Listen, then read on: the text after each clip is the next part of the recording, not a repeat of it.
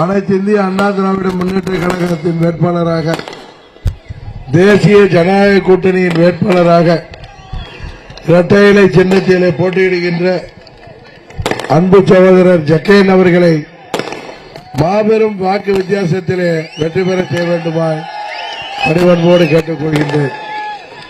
அனைத்து இந்திய அண்ணா திராவிட முன்னேற்ற கழக வேட்பாளருக்கு ஆதரவாக பாரதிய ஜனதா கட்சி, அம்மா மக்கள் முன்னேற்ற கழகம், பாட்டாளி மக்கள் கட்சி, தமிழ் மாநில காங்கிரஸ், புதிய நீதி கட்சி, இந்திய ஜனநாயக கட்சி,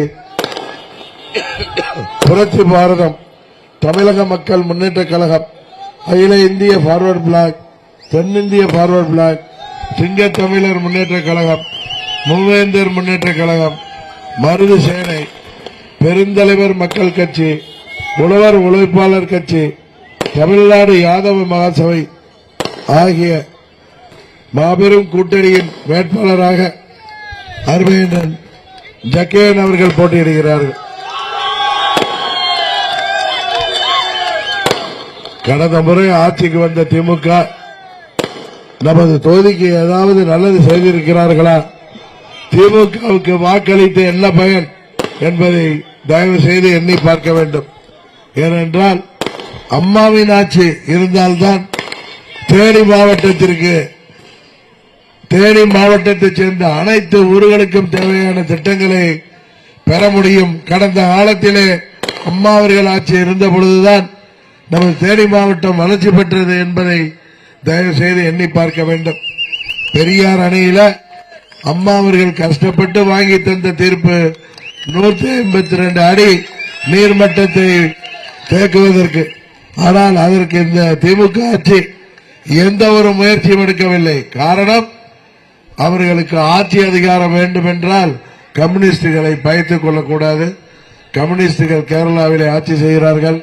அவர்களோடு பேசி உச்ச நீதிமன்ற தீர்ப்பை நிறைவேற்றுவதற்கு கூட திரு ஸ்டாலின் அவர்கள் தயாராக இல்லை.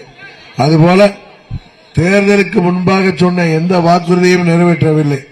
அது அரசு ஊழியர்கள், ஆசிரியர்கள், பகுதி நேர ஆசிரியர்கள், போக்குவரத்து தொழிலாளர்கள், மருத்துவர்கள், செவிலியர்கள், மின்சாரத்துறை ஊழியர்கள், நெசவாளர்கள்,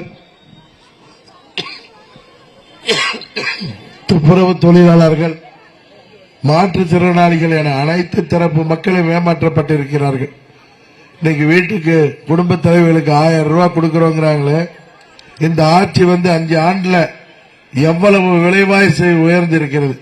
அரிசி விலை எப்படி உயர்ந்திருக்கிறது, பருப்பு விலை உயர்ந்திருக்கிறது, எண்ணெய் விலை உயர்ந்திருக்கிறது. மின்சார கட்டணத்தை உயர்த்த மாட்டோம் என்றார்கள். கொரோனாவால் பாதிக்கப்பட்ட தமிழ்நாட்டின் பொருளாதாரத்தை மீட்டெடுக்கின்ற வரை நாங்கள் எந்த கட்டணத்தையும் உயர்த்த மாட்டோம், எந்த வரியை உயர்த்த மாட்டோம் என்று சொல்லி முடிப்பதற்குள் சொத்து வரியை 150% உயர்த்தினார்கள். அதுபோல பால் பொருட்களின் விலை பல முறை உயர்த்திவிட்டார்கள். மின்சார கட்டணத்தை உயர்த்த மாட்டோம் என்றார்கள். இன்றைக்கு 67% உயர்த்தியிருக்கிறார்கள். வீடுகள், தொகுப்பு வீடுகளுக்கு உள்ள மின்சாரத்தை மாத்திரமல்ல, இன்றைக்கு தொழிற்சாலைகளுக்கும் மின் கட்டணம் உயர்ந்து விட்டதால் பல சிறு குறு தொழில்கள் பாதிக்கப்பட்டு பல ஆயிரக்கணக்கான தொழிற்சாலைகள் மூடப்பட்டு தமிழ்நாட்டில் பல லட்சம் பேர் வேலை வாய்ப்பு இல்லாமல் தெரிகிறார்கள். இளைஞர்களுக்கு வேலை வாய்ப்பை உருவாக்கி தருவேன் என்று ஸ்டாலின் அவர்கள் சொன்னார்கள். ஆனால் எல்லோருக்கும் கஞ்சாவையும் ஹெராயினையும் உபயோகித்து கூலிப்படைகளாக இன்றைக்கு இளைஞர் விரக்தியிலே ஆனதுதான் மிச்சம். இன்றைக்கு தமிழ்நாட்டில் இந்த 5 ஆண்டுகளில் கிட்டத்தட்ட 8000 பேர் கொலை செய்யப்பட்டிருக்கிறார்கள். இந்த கஞ்சா, ஹெராயின் போன்ற போதைப் பொருட்கள் பள்ளி மாணவர்களையும் இளைஞர்களையும் இன்றைக்கு அடிமையாக்குகின்ற போதை மருந்துக்கு அடிமையாகின்ற அளவிற்கு இன்றைக்கு மாணவர் சமுதாயத்தை அழைக்க முற்படுகிறார்கள். எங்கு பார்த்தாலும் திமுகவை சேர்ந்தவர்கள் தான் இந்த போதை கஞ்சா போன்ற பொருட்கள் விற்பனைக்கு பின்புறத்தில் இருக்கிறார்கள். அதுபோல ஹெராயின் போன்ற பொருட்களை 2000 கோடி பொருட்களை பிடிக்கும் பொழுது அதில் திமுகவின் முன்னாள் நிர்வாகி ஜாஃபர் சாதிக் பிடிபட்டார். இதுபோல தமிழ்நாட்டில் இன்றைக்கு சட்டம் ஒழுங்கு சந்திச்சிருக்கிறது. பெண்களுக்கு பாதுகாப்பே இல்லை. 2 வயது குழந்தை முதல் வயது முதிர்ந்த மூதாட்டி வரை இன்றைக்கு பாலியல் தொல்லைக்கு உள்ளாக்கப்பட்டு கொலை செய்யப்படுகிறார்கள். இன்றைக்கு கூட ஊடகத்தில் பார்த்திருப்பீங்க, சென்னைக்கு அருகே மீஞ்சூர்ல ஒரு கல்லூரி மாணவி இன்றைக்கு பரீட்சை எழுத வேண்டிய பெண் இன்றைக்கு வீட்டிலே தனியாக இருந்த பொழுது இந்த கஞ்சா போன்ற போதைக்கு அடிமையானவர்களால் எப்படி சின்ன பெண்ண பார்க்கப்பட்டார். இன்றைக்கு உயிருக்காக போராடி கொண்டிருக்கிறார். இதையெல்லாம் தயவு செய்து நமது பகுதி மக்கள் எண்ணி பார்க்க வேண்டும். தமிழ்நாட்டிலே தேவையான திட்டங்களை மீண்டும் தமிழ்நாட்டிலே அம்மாவின் ஆட்சியை உருவாக்கிட அண்ணன் இபிஎஸ் அவர்கள் தலைமையிலே ஆட்சியை உருவாக்க நமது கம்பம் சட்டமன்ற தொகுதியில சகோதரர் ஜக்கேன் அவர்களை வெற்றி சின்னமாகிய இரட்டை இலை சின்னத்திலே வாக்களித்து வெற்றி பெற செய்ய வேண்டும்.